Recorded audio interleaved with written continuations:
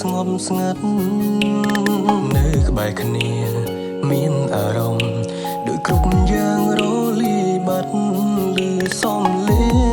ងឈឺចាប់ដែលមិនអាចរ៉ៃរ៉ាំលើក្នុងបេះដូងអ៊ុលណែនក្នុងទ្រូ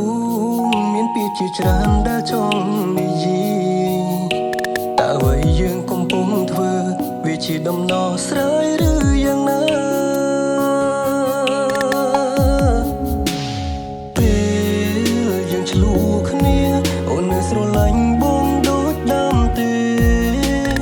បងក៏បារម្ភខ្លាចរឿងរ៉ាវស្នេហ៍បាត់បង់រលអោកាំងពេលយើងឆ្លូគ្នាដឹងទេបេះដូងនេះឈឺប៉ុណ្ណាតែស្នេហ៍រឹងមុំប្រឈមនឹងផ្លូវបែកបាំងព្រោះតែយើងខ្លាំងរៀ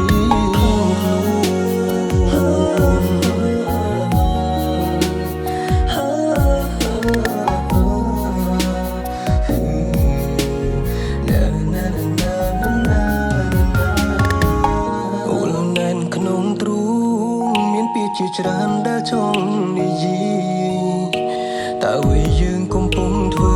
វាជាដំណោះស្រាយ